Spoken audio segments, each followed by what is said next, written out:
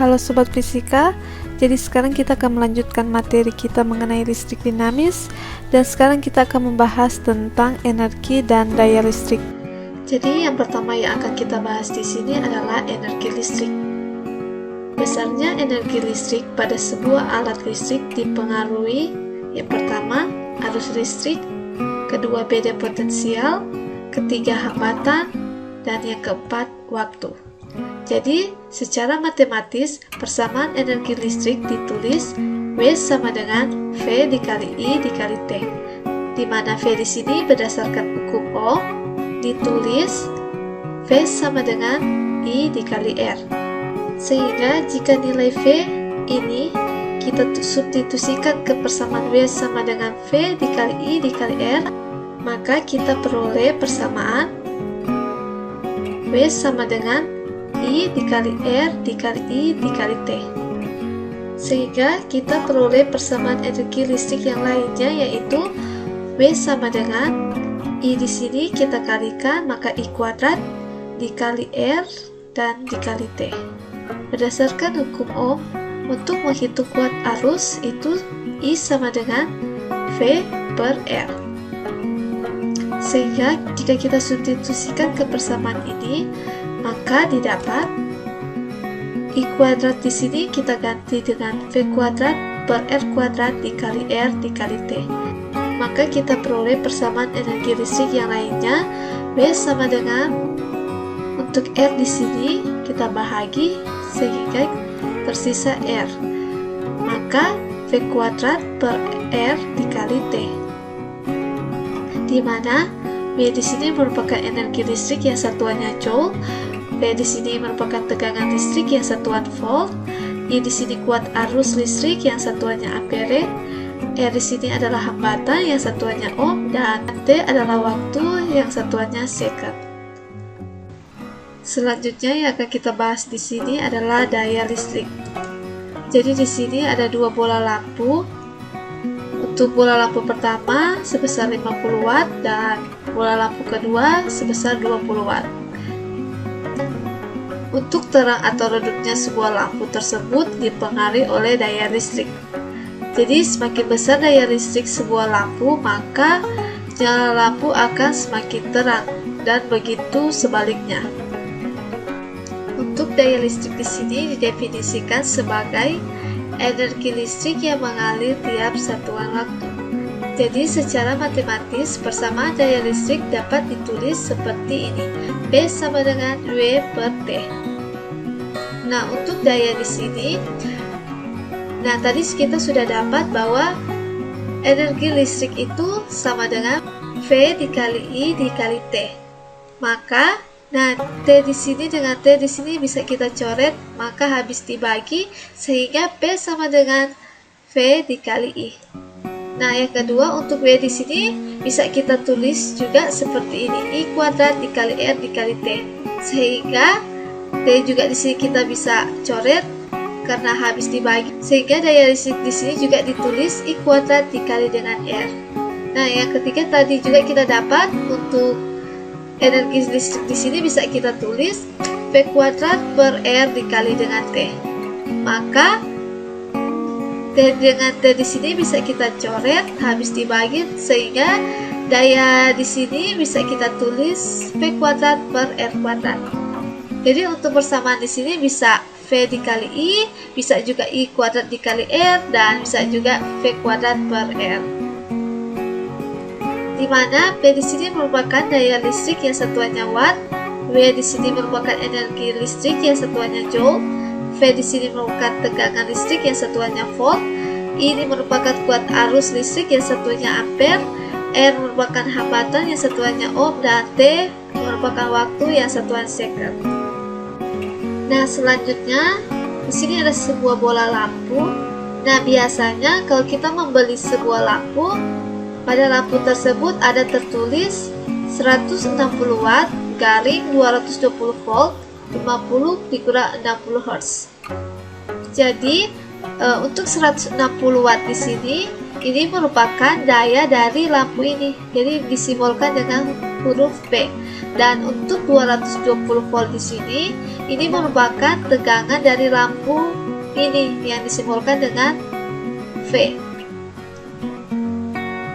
Sehingga hal ini dalam keadaan normal mampu menyerap daya sebesar 160 watt jika diberikan tegangan sebesar 220 volt. Nah, untuk nilai 220 volt di sini, ini merupakan tegangan maksimum dari lampu ini.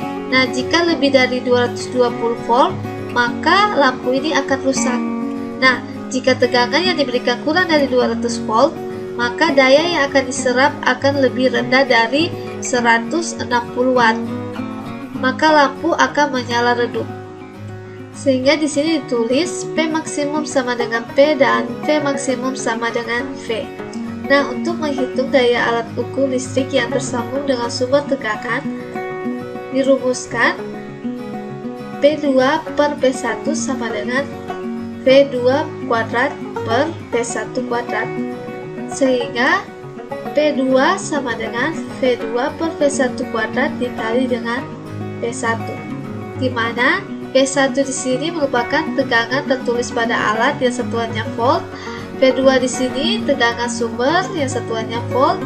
Untuk P1 di sini daya tertulis pada alat yang satuannya watt. Dan untuk P2 di sini daya yang digunakan yang satuannya watt. Nah, selanjutnya di sini ada contoh soal. Lampu pijar dengan spesifikasi 40 watt garing 220 volt dipasang pada tegangan 110 volt. Lampu tersebut menyala dengan daya. Berarti yang ditanya di sini adalah P-nya. Berarti kita buat diketahuinya dulu. Yang pertama yang diketahui P1-nya itu sebesar 40 watt. Kemudian ada V1-nya diketahui sebesar 220 volt. Kemudian tegangan kedua sebesar 110 volt. Nah, ditanya di sini adalah P2-nya. Sekarang kita buat penyelesaian. Nah, berarti kita gunakan rumus ini. Berarti P2 sama dengan V2 per V1 kuadrat dikali dengan P1. Nah, V2 di sini 110 volt. Untuk V1 di sini 220 volt. Nah, kita pakai kuadrat. Untuk P1 di sini 40 watt. Kemudian kita coret saja ini, sehingga kita bisa tulis 11 dikali 11 itu 121. Kemudian 22 dikali 22 itu 484 dikali dengan 40, sehingga di sini kita tulis, kita perkecil sehingga 1/4 dikali dengan 40, hasilnya 10 watt. Selanjutnya yang akan kita bahas di sini adalah konversi energi listrik menjadi kalor. Nah, ini bisa kita jumpai dalam kehidupan sehari-hari kita, misalnya pada setrika, kemudian pada pemanas nasi. Nah, itu merupakan salah satu contoh. Nah, di sini W sama dengan Q, di mana W di sini adalah energi listrik dan Q merupakan kalor. Nah, kita sudah dapat tadi bahwa W itu bisa ditulis P dikali T, bisa juga ditulis W dikali I dikali T, bisa juga I kuadrat dikali R dikali T, dan bisa juga V kuadrat per R. Dan di mana Q di sini juga ditulis M dikali C dikali delta T. Di mana W merupakan energi listrik, P merupakan daya listrik, V merupakan tegangan listrik, I merupakan kuat arus listrik, R merupakan hambatan, T adalah waktu, M adalah massa, C merupakan kalor jadi zat, dan delta T merupakan perubahan suhu. Jadi di sini ada contoh soal mengenai konversi energi listrik menjadi kalor. 4 kg air dipanaskan dari suhu 40 derajat Celcius sampai mendidih 100 derajat Celcius menggunakan energi listrik. Jika alat yang dipanaskan yang digunakan dihubungkan dengan sumber tegangan listrik sebesar 200 volt sehingga mengalir arus listrik sebesar 2 ampere, maka lama untuk mendidihkan air tersebut adalah, nah, untuk untuk C air di sini sebesar 4200 Joule per kilogram derajat Celcius. Nah, yang pertama di sini kita buat diketahuinya dulu. Diketahui yang pertama masanya di sini 4 kg.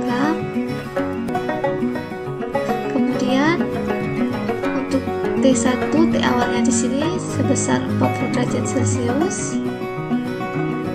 Kemudian T2-nya di sini 100 derajat Celcius. Untuk T2 di sini 100 derajat Celcius. Kemudian yang diketahui selanjutnya di sini untuk tegangan listrik itu sebesar 200 volt. Berarti V di sini sebesar 200 volt. Kemudian arus listrik di sini sebesar 2 ampere. Berarti I di sini 2 ampere. Kemudian selanjutnya C air di sini sebesar 4200 Joule per kilogram derajat Celcius. Nah, yang ditanya di sini adalah T waktu. Maka kita buat penyelesaian.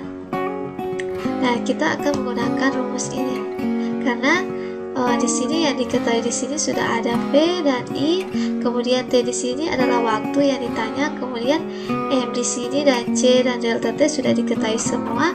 Jadi kita bisa menggunakan rumus ini.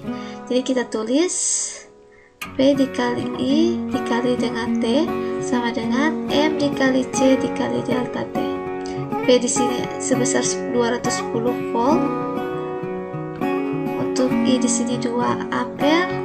Nah, untuk T di sini yang ditanya, M di sini sebesar 4 kg. Untuk C di sini, C air di sini 4200 Joule per kilogram derajat Celcius. Dan untuk delta T di sini, delta T itu didapat T2 kurang T1, maka 100 dikurang dengan 40 sehingga hasil dari perubahan suhu sebesar 60 derajat Celcius. Jadi kita kalikan 60 derajat Celcius. Sehingga kita tulis di sini 210 dikali 2 itu 420 T, berarti di sini didapat 1.008.000. Maka T-nya di sini sama dengan 1.008.000 itu dibagi dengan 420. Maka T di sini dapat 2400. Jadi untuk waktu yang diperlukan untuk mendidihkan air tersebut sebesar 2400 second. Demikian video pembelajaran kita pada saat ini. Jangan lupa di like, di komen, dan di subscribe untuk channel ini.